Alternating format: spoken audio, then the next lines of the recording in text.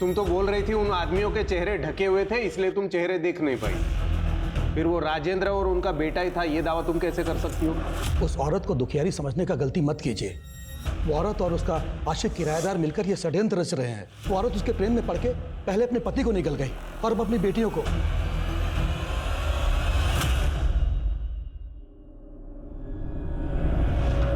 अगर आपको हमारी फिक्र होती ना माँ, तो हमें संगीत से दूर नहीं करती हूँ। संगीत क्या, इन्होंने तो हमको पापा से भी दूर कर दिया है।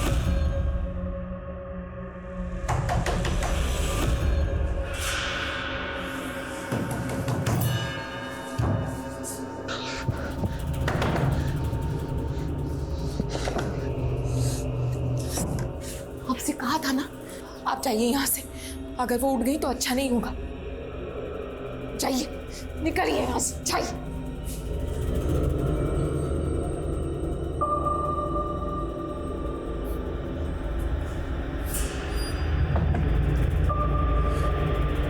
कौन था वो? चुप क्यों हो आप? बोलिए।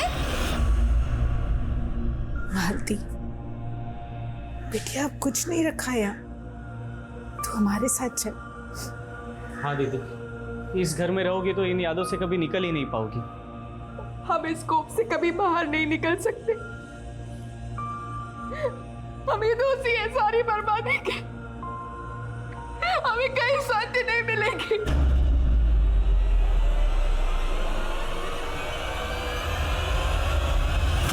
कि जतिन और रतन के सीडीआर देखकर तो नहीं लगता कि ये दोनों टच में होंगे। और लोकल पुलिस ने बताया कि स्वीटी और बबली के पास कोई फ़ोन नहीं था। मैम, रतन का फ़ोन बंद हुआ था नीम का नाम है, जबकि जतिन का फ़ोन बंद हुआ था शिवपुरी में। पता करो ये दोनों कहीं इन्हीं जगहों पर तो नहीं है। मैम, शिवपुरी में जतिन के एक चाचा का घर है, हो सकता है वहाँ छुपा। गुनहगार कोई भी हो, मालती जी बख्शा नहीं जाएगा। और हमें पता चला है कि आपका कोई किराएदार भी था, तो काफ़ी दिनों से नज़र नहीं आ रहा, कुलजीत। आपको उस पर शक नहीं? हमको सबसे पहले उसी पर शक हुआ साहब। स्वीटी और बबली जब गायब हुए तो उसके घर पर ताला था, वो हमारा फ़ोन भी नहीं उठा रहा था। फिर बाद में हमको फ़ोन कर कर ऐसा घुमा दिया उसने कि हम कुछ समझ ही नहीं पाए। अरे बबली और स्वीटी को ढूंढने में हम जी जान लगा देंगे मालती जी, आप बिल्कुल भी फिक्र मत कीजिए। और हमारा ऊपर तक पहचान है, डीआईजी साहब को भी फ़ोन घुमा दिया है हमने। लेकिन आप हैं कहाँ? हम किसी काम से कानपुर आ गए थे, हम जल्दी आके मिलते हैं ना आपसे। उसके बाद से उसका कोई अता पता नहीं साहब, उसका फ़ोन भी बंद आ रहा है। अच्छा, कुलजीत रहने वाला कहाँ का? आपने रेंट एग्रीमेंट तो बनाया होगा? हाँ हाँ साहब, उसका आईडी का फोटोकॉपी और एग्रीमेंट है हमारे पास।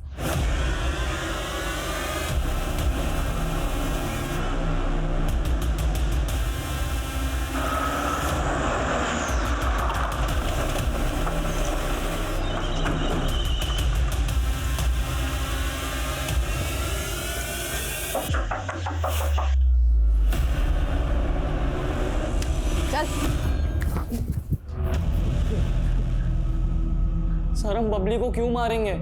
हम प्यार करते थे उससे, और स्वीटी के साथ भी हमारा कोई दुश्मन ही नहीं था। तुमने दीप्ति के हाथों बबली के लिए जो लव लेटर भेजा था, उसमें तुमने लिखा था कि वो तुमसे आकर मिले। क्या उस शाम को बबली तुमसे मिलने आई थी? हाँ सर, हम उसी दिन शाम में उससे मिले थे। हाय जतिन। हमने सोचा था शायद तुम नहीं क्यों आओगी। नहीं आएंगे हम? आके तुम्हें ओपन से पढ़ना है और हमें तुम्हें ट्यूशन भी तो देनी है। वो बबली, दीप्ति ने तुम्हें जो बुक दी थी उसमें हमारा नोट था, तुम्हें मिला? कैसा नोट? वो तुम घर जाके देख लेना। अच्छा ठीक है, हम घर जा। सर, फिर हमें बबली ने बताया कि 1.5 साल पहले उसके पापा को जिस वैन में किडनैप किया गया था, उसे लग रहा था कि वो उसी वैन का नंबर है। तो 1.5 साल पहले बबली ने जो नंबर देखा था, वो नंबर उसे याद रहा? नहीं सर, वो बोली उसने उसी दिन बिल्कुल वैसा ही एक वैन देखा था। सर, उसने उसका नंबर नोट कर लिया था, बट उसके बाद हमने पूछा तो वो कुछ नहीं बताई सर। उसके बाद फिर पता चला दोनों बहनें किडनैप हो चुकी है। और सर, उस वक्त मैं अपने चाचा के घर था, तो मैं उस लव लेटर की वजह से डर गया था सर, इसलिए मैं वापस नहीं आया। बबली ने तो जो नंबर दिया था वैन का, वो नंबर बोल। ये नंबर तो फेक है सर। आरटीओ में इस नंबर का कोई व्हीकल रजिस्टर्ड ही नहीं है। जतिन के बयान के मुताबिक बबली ने नंबर हाल फिलहाल में इसलिए नोट किया था क्योंकि उसे लगता है कि 1.5 साल पहले उसके फादर को इसी वैन में ले जाया गया और ये नंबर फेक है। और ताज्जुब की बात यह है कि बबली को 1.5 साल बाद भी ये नंबर याद है। ताज्जुब की बात तो ये भी है सर कि मालती को इसके बारे में कुछ पता ही नहीं है। अगर जतिन सच कह रहा है तो मतलब साफ वो बच्चियाँ अपने फादर की तलाश कर रही हैं और मुमकिन है कि शायद यही उनके कत्ल की वजह रही। 1.5 साल पुराना सुरेश मिसिंग केस, बारीकी से स्टडी करो। सर मालती के किराएदार कुलजीत ने जो रेंट एग्रीमेंट दिया था उस पर जो नेटिव एड्रेस है वो फेक है सर, और उसने जो आधार आईडी दिया था वो भी फेक है सर। फेक है? जी सर। और सर हैरानी की बात तो ये है कि उसकी आधार आईडी पे जो नंबर है वो किसी कुलजीत नाम की औरत का आधार नंबर है। अब उनको काम पर लगाओ, पता लगाओ ये कुलजीत सिंह कौन है। सर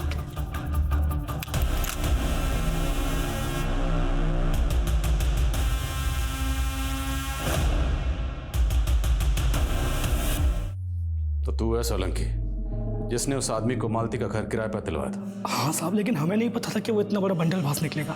क्या मालूम तू भी उसकी बंडलबाजी में शामिल हो? नहीं साहब, हम तो सिर्फ मालती की मदद करना चाहते थे, लेकिन हम हैरान तो तब हुए जब उनकी बेटी अपना कमरा किराए पे देना ही नहीं चाहती थी। वहाँ उस कमरे से हमारे पापा की यादें जुड़ी हैं। वहाँ पापा रिहर्सल करते थे। हाँ माँ, उस कमरे में हम किसी को नहीं रहने देंगे। कमरा अगर किराए पर नहीं चढ़ाया है ना तो घर का खर्चा चलाना मुश्किल हो जाएगा। माँ लेकिन हम कह रहे हैं वहाँ नहीं बस कुछ नहीं सुनना है हमको, चलो अंदर जाओ। साहब बच्चियां गुस्सेल जरूर थी लेकिन बहुत मासूम थी। साहब वो रतन रतन के बारे में तो मैंने तुमसे कुछ पूछा ही नहीं। रतन के खिलाफ बयान देने के लिए तुझे किसी ने पैसे दिए? नहीं साहब, ऐसी कोई बात नहीं है। हमारी आंखें जरूर कमजोर हैं, मगर उस दिन हमने रतन की आवाज़ अच्छे से सुनी थी। बहुत गंद बक रहा था बच्चियों के बारे में। हमने कुछ नहीं किया साहब, हमें छोड़ दो। सर कौन? सर वो ओरिजिनल कुलजीत जिसकी आईडी का इस्तेमाल उस किराएदार ने किया था, मैंने उसके बारे में पता लगाया सर। उस कुलजीत की 2 साल पहले डेथ हो चुकी है। मतलब उस किराएदार ने एक मरहूम औरत की आईडी का गलत इस्तेमाल किया रतन के लिए? नहीं सर, फिलहाल कुछ नहीं पता चला। पता लगाओ वो कहाँ है। राजेंद्र को लगता है कि उसके बेटे रतन को कहीं गायब किया गया है, पर पूरे चांसेस हैं कि इसने खुद ही अपने बेटे को कहीं गायब किया हो। सभी रिश्तेदारों और दोस्तों से पता करो, पता लगाओ रतन कहाँ है। सर, स्वीटी और बबली की पोस्टमार्टम रिपोर्ट, दोनों की रिपोर्ट में ज़मीन आसमान का फ़र्क है। स्वीटी की मौत सर पर चोट लगने से हुई और बबली की स्ट्रैंगुलेशन से। स्वीटी की मौत बबली की मौत से 24 घंटे पहले हो गई थी। बबली का गैंग रेप हुआ, लेकिन स्वीटी की रिपोर्ट रेप कंफर्म नहीं करती। पर हाँ सर, स्वीटी सेक्सुअली एक्टिव थी। ये कैसे मुमकिन है? दोनों बहनें एक साथ गायब हुई, एक साथ पेट पर लटकी हुई मिली, फिर दोनों की पोस्टमार्टम रिपोर्ट में इतना फ़र्क कैसे? और स्वीटी का सेक्सुअली एक्टिव होना, तो क्या स्वीटी की लाइफ में भी कोई लड़का था?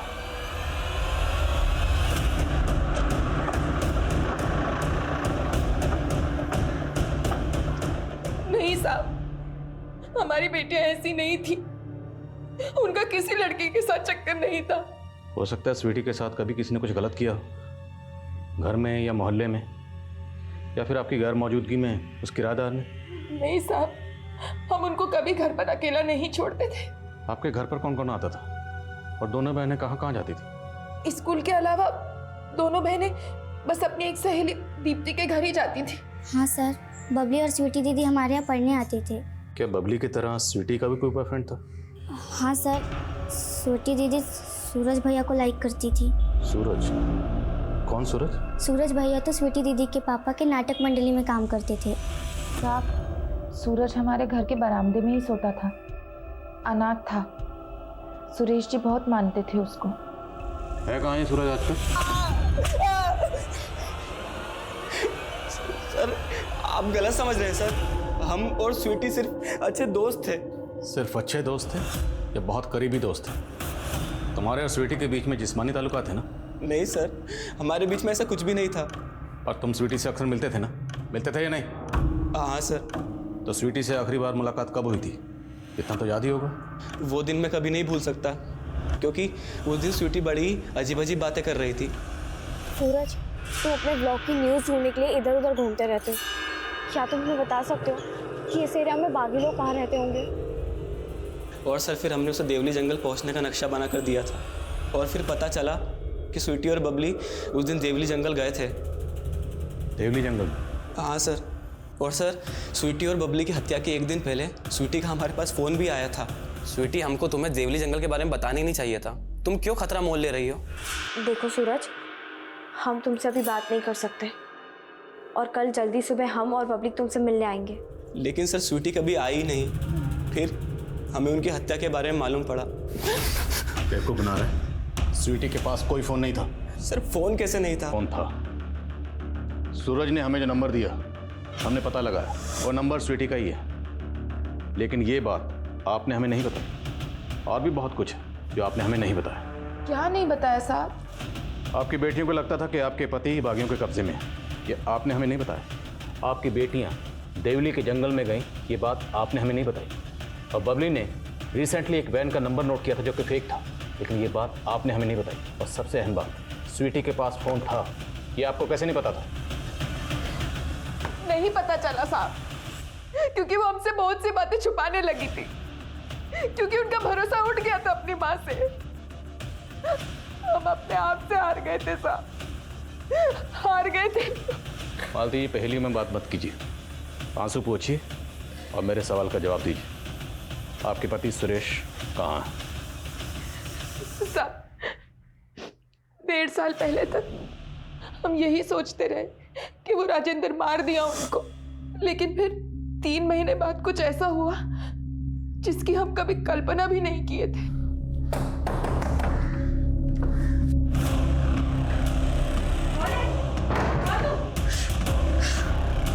आप? बबली और स्वीटी कहाँ है? वो तो अपनी नानी के घर है। आप जिंदा हैं? हाँ, हम जिंदा हैं। वो राजेंद्र तो हमको मार नहीं दिया था। अरे हमसे हमारा पुश्तैनी जमीन तक हड़प लिया, हमसे जबरदस्ती कागज पे अंगूठा लगवा लिया। हमको मारने वाला था, हम तो बस कैसे भी करके बच के भाग गए वहां से। लेकिन अब 3 महीने तक थे कहाँ? प्रतिशोध पाल रहे थे। हमको पता चला मालती कि हम अकेले नहीं हैं। हमारे जैसे और भी सैकड़ों लोग हैं जिनको ये राजेंद्र जैसे पूंजीवादी लोग कुचल देते हैं। लेकिन अब हम बदला लेंगे उनका, उन सब का बदला। हम नहीं चाहते थे कि उनका साया भी बबली और स्वीटी पर पड़े। नहीं मिलने दिया उनको हमने हमारी बच्चियों से। आपसे कहा था ना, यहाँ आना है तो बागियों का साथ छोड़ना होगा। हमको तुम्हारा प्रवचन नहीं सुना, हम अपनी बेटियों से मिलना है। हटो यार। हम मिलकर क्या कहेंगे उनको कि उनका बाप एक कलाकार से बागी बन गया। आप जाइए यहाँ से, अगर वो उठ गई तो अच्छा नहीं होगा। जाइए, निकलिए यहाँ से, जाइए।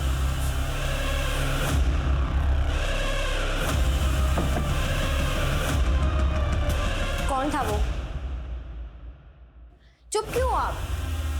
बोलिए। आप पापा को धोखा दे रहे हो।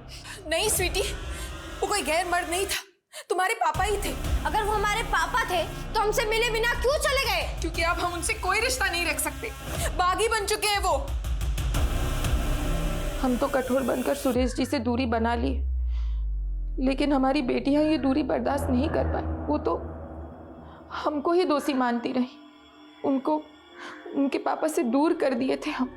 लेकिन हम तो हैरान है ये जानकर कि वो दोनों खुद से अपने पापा की तलाश में बागियों के घर जाने का कोशिश की।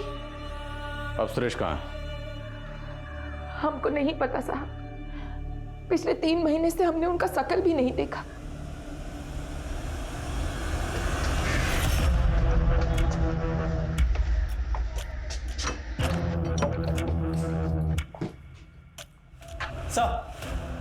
सर, हमारे एक खबरी ने अभी भी एक इन्फॉर्मेशन दी है। उसे एक प्रॉपर्टी एजेंट मिला है जिसने उस किराएदार को जनकपुरी में भी एक घर किराए पे दिलवाया। Sir we are very close, हमारा मिशन जल्दी ही सक्सेसफुल हो जाएगा।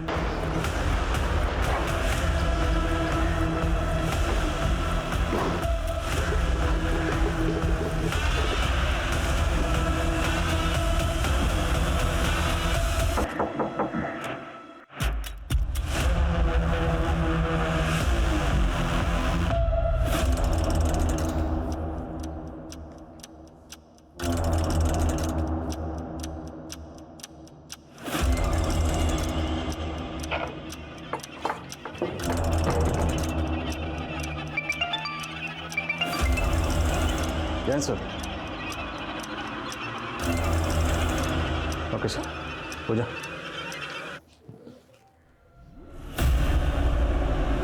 विनोद शर्मा अंडरकवर एजेंट हूँ। 6 महीने पहले हमारे सीनियर ऑफिसर अमोद सिंह की कार ब्लास्ट में इस सुरेश का हाथ था। सुरेश को पकड़ना हमारा मिशन है। मुझे इन्फॉर्मेशन मिली कि सुरेश अक्सर अपनी बीवी से मिलने आया करता है, इसलिए किराएदार बन के मैं वहाँ रहने चला गया। मैंने सोचा उसकी बीवी के जरिए सुरेश के बारे में इन्फॉर्मेशन निकालने की कोशिश करूँ, लेकिन अचानक से उसकी बेटियां गायब हो गई। अगर मैं वहाँ रुकता तो लोकल पुलिस मुझे भी इन्वेस्टिगेट करती, और ये मेरे मिशन के लिए सही नहीं था, इसलिए मुझे वहाँ से निकलना पड़ा। लेकिन आपके वहाँ रहते हुए सुरेश की बेटियों को किसने किडनैप किया और फिर उनका कत्ल कर दिया? कोई गेस किसने किया होगा? ये तो मुझे भी नहीं समझ में आया, बट हाँ, मुझे एक इन्फॉर्मेशन मिली है कि सुरेश राजेंद्र पे अटैक करने की प्लानिंग कर रहा है। शायद उसको लगता है कि ये सारा कांड राजेंद्र ने किया है, और हम भी यही चाहते हैं कि सुरेश ये अटैक अटेम्प्ट करे ताकि हमें उसे पकड़ने का मौका मिल जाए।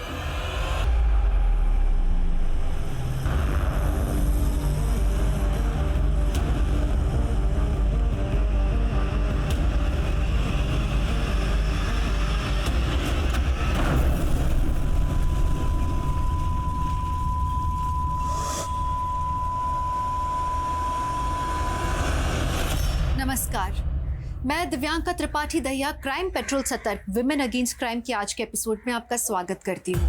हमारे समाज में लड़कियों की परवरिश का तरीका हमेशा रूढ़िवादी रहा है। लड़कियों को कैसे उठना बैठना चाहिए, कैसे बोलना चाहिए, चोटी से लेके पहनावे तक हर बात पे लोगों की कोई ना कोई राय होती है। उनसे कहा जाता है कि तुम हमारी इज्जत हो, एक चूक और भारी कलंक। सोचो कितनी दहशत, कितना प्रेशर, कितनी डर की जिंदगी बिताती हैं ये लड़कियां। उनके जहन में बाहरी दुनिया के लिए ऐसा हवा बना दिया जाता है कि लड़कियां लड़ने की जगह डरने लगती हैं। स्वीटी और बबली की आपबीती एक डर से शुरू हुई थी, लेकिन अब उन्होंने लड़ने की ठान ली थी। पर उनकी लड़ाई थी क्या? इतनी छोटी उम्र में वो ऐसी जगह जाना चाह रही थी जो एंटी सोशल ग्रुप्स का गढ़ है। क्या उन्हें किसी मिशन के लिए तैयार किया गया था या किसी ने उनकी मासूमियत का गलत फायदा उठाया था?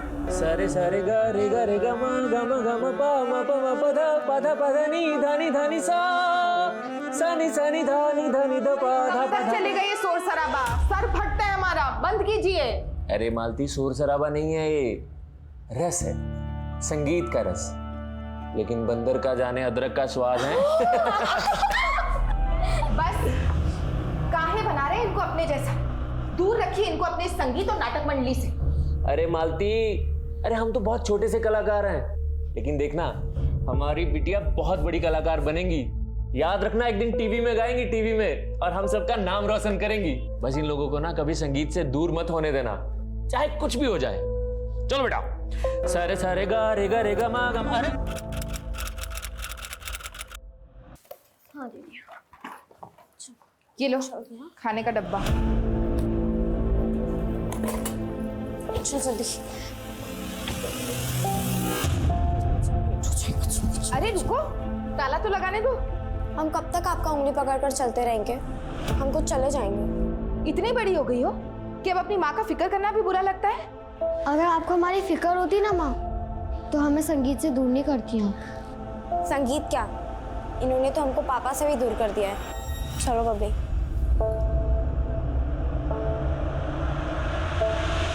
बच्चों के मन में जो बात घर कर जाती है ना मालती जी, उनको बदलना बहुत मुश्किल होता है। देखिए, आप हमारे घर के मामले में दखल अंदाजी मत कीजिए। हम तो सिर्फ इसलिए कह रहे थे कि हम भी एक पिता हैं, सोचा आपको सलाह दे दें। और ये रहा आपके दूध के पैकेट, आपका किराया कल हम आपको दे देंगे। सुनिए, चाय पियेंगे?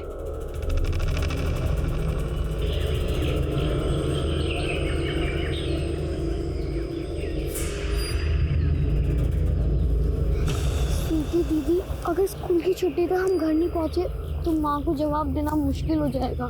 देख बबली, आज चाहे कुछ भी हो जाए, पर हम पापा को अपने साथ लेकर ही जाएंगे।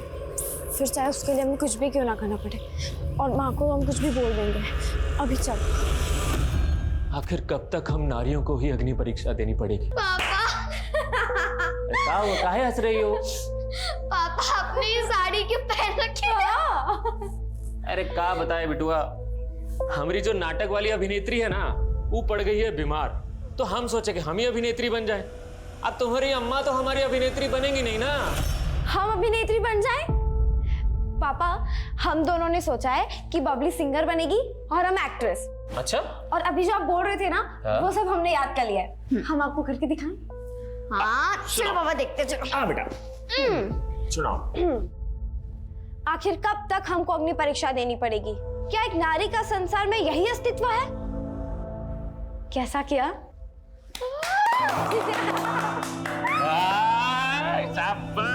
अरे ये दोनों बिटिया हमारी देखना नाम रोशन करेंगी।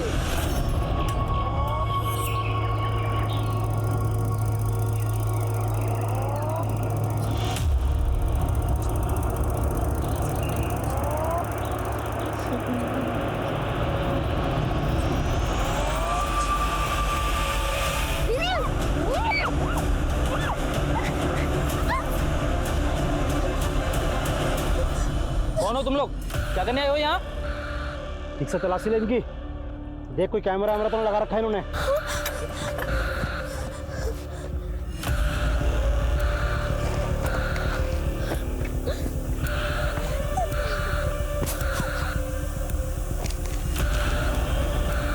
इसमें तो नक्शा है।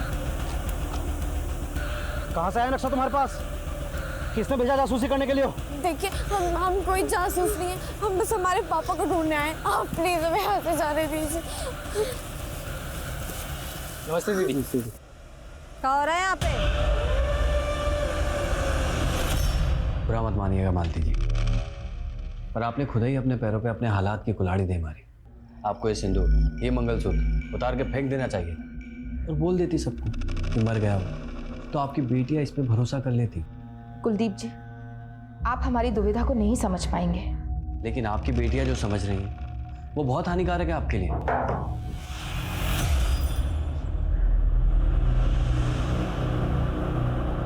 अच्छा मैं चलता हूँ।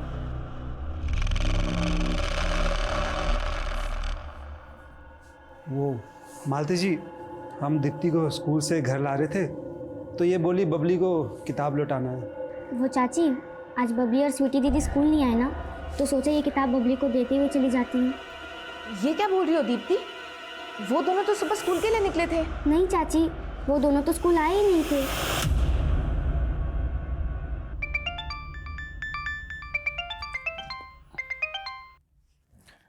हाँ मालती दीदी। मधुकर, स्वीटी और बबली तुम्हारे यहाँ आए क्या? नहीं तो वो दोनों यहाँ पर नहीं आई। सुबह स्कूल के लिए निकले थे दोनों, लेकिन स्कूल पहुंचे नहीं और कहीं मिल भी नहीं रहे हैं। क्या? देखो हम लोग वहाँ पर अभी पहुँचते हैं, आप घबराइए नहीं।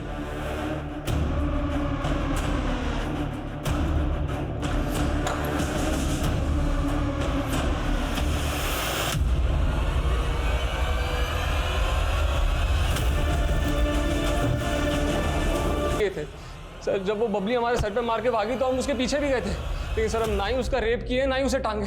सर तूने कुछ किया नहीं किया सर। तो गायब क्यों हुआ था? सर बोल। सर वो पापा बोले कि हम गांव जाते तो अंदर हो जाते। क्या कहते सर, आप हमारा विश्वास कीजिए सर, हमने कुछ नहीं किया है। और सर उस दिन तो हमें वो लड़कियां भी नहीं मिली थी, वो हाथ से निकल गई थी सर।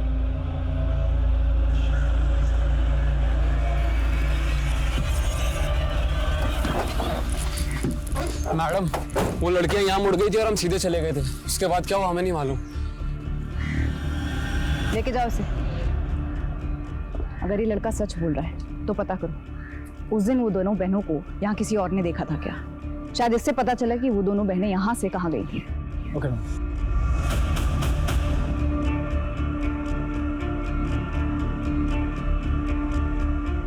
स्वीटी और बबली की हत्या का मोटिव रखने वालों की संख्या तो बहुत थी, लेकिन इस केस पे विराम लग ही नहीं रहा था।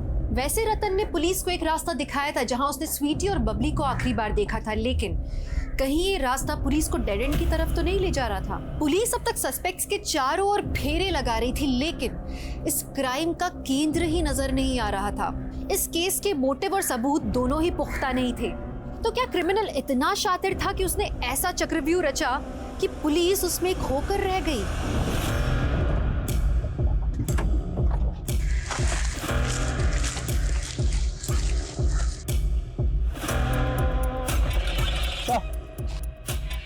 उस तरफ एक स्ट्रक्चर है। चेक करो सब्जेक्ट।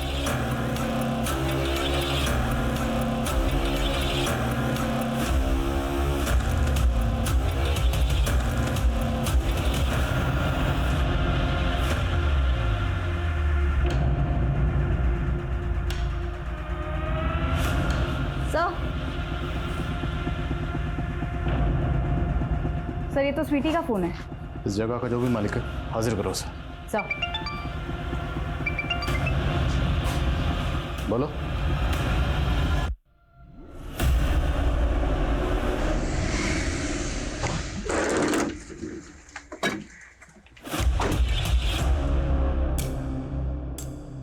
दस मिनट में राजेंद्र आने ही वाला है। आज तो हम उसका काम तमाम करके ही हटेंगे।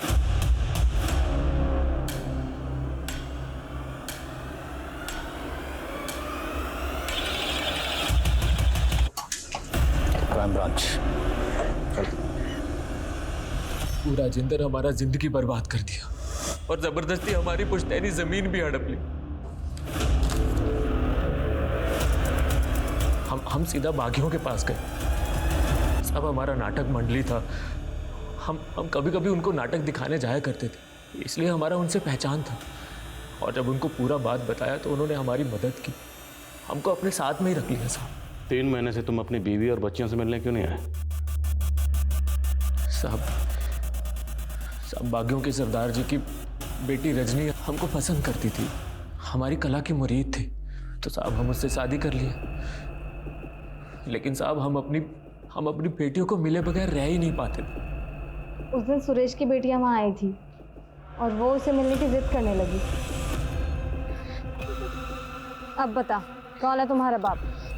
हमारे पापा का नाम सुरेश है, वो भी आप लोग की तरह बागी है। उस वक्त सुरेश नहीं था वहाँ पे। उसकी बेटियां ज़ोर ज़ोर से रो रो के बताने लगी कि कोई आदमी रोज़ रोज़ उनके साथ ज़बरदस्ती करता है। कौन ज़बरदस्ती करता था? उसका नाम नहीं बताया उन्होंने, बोले कि अपने पापा को ही बताएंगी। फिर हमने उनको ये बोल के भेज दिया कि उसके पापा उनसे मिलने आ जाएंगे, लेकिन ये बात फिर मैंने सुरेश को नहीं बताई। मुझे लगा कि कहीं सुरेश वापस अपनी बेटियों और पहली बीवी के पास वापस ना चला जाए, इसलिए मैंने उसे कुछ नहीं बताया। फिर एक दिन हमने अखबार में पढ़ा कि हमारी बेटियों को मार के टांग दिया गया है साहब।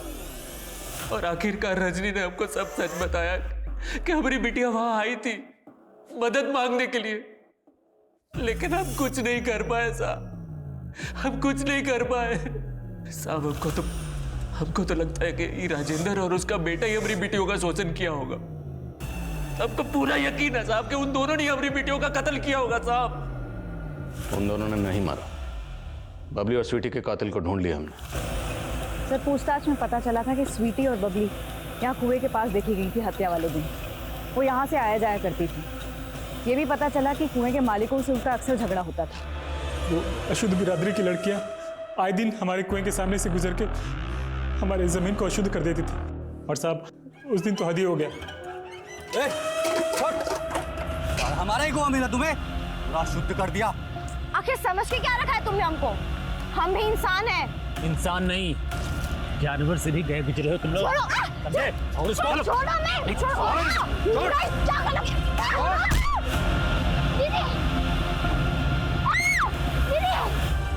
फिर हमने उस बबली को अच्छे से सबक सिखाया और फिर उनकी बॉडी ले जाके उन्हीं के बाप की ज़मीन में टांग दिया। हम सोचे उनकी लाश वहाँ मिलेगी तो राजेंद्र और उसका बेटा रतन ही फंसेगा। तुम दोनों का सिर्फ इतना मकसद नहीं था। स्वीटी के मोबाइल में हमें एक वीडियो मिला। वो वीडियो किसके कहने पर बनाया? वो वीडियो किसके कहने पर बनाया?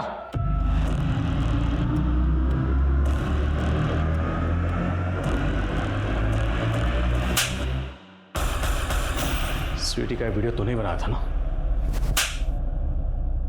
उसे हर रोज फोन भी तू ही करता था ना? सुरेश जीजा गायब हो जाने के बाद राजेंद्र के डर से दीदी दोनों बहनों को हमारे यहाँ छोड़ दी थी। एक दिन हमारी माँ और वो छोटी वाली बबली बाजार गए थे। हम थोड़ा सा बहक गए थे।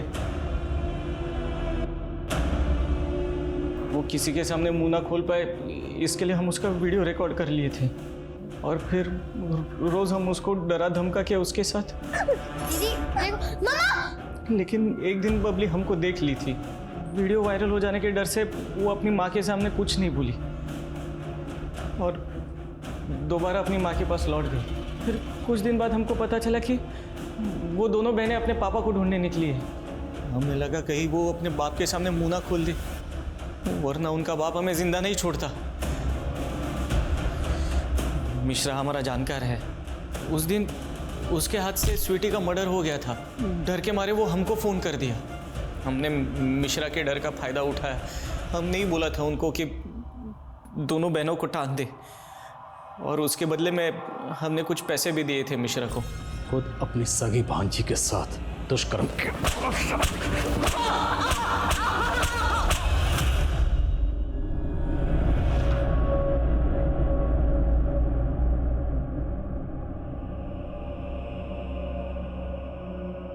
मालती और सुरेश की दूरी ने उनकी बेटियों को उनसे इतना दूर कर दिया जहां से वापस आने की कोई गुंजाइश नहीं थी। मालती अपने आप को जिंदगी भर कोसेगी कि उसकी परवरिश में ऐसी क्या कमी रह गई थी कि उसकी बेटियों ने अपनी आपबीती का जिक्र तक नहीं किया उससे। और सुरेश को हमेशा इस बात का पश्चाताप होगा कि वो अपनी बेटियों के साथ क्यों नहीं था जब उनका मामा उनके साथ ज्यादतियां कर रहा था। हम अक्सर अपने बच्चों को बाहरी दुनिया से सतर्क रहने के लिए कहते हैं, लेकिन कभी अपनों पर ध्यान नहीं देते, अपनों पर शक नहीं करते। एक अच्छी परवरिश कभी बेटे और बेटी में फर्क नहीं करती। आज एक बहुत बड़ा वर्ग है जो अपनी बेटियों को पढ़ा रहा है, बढ़ा रहा है। बहुत जरूरी कि हम अपने बेटों को भी समझाएं, उन्हें सिखाएं कि लड़कियों की इज्जत बहुत जरूरी है। तभी जाकर मधुकर जैसी मानसिकताएं हमारे समाज से हटेंगी। तो चलिए अब मैं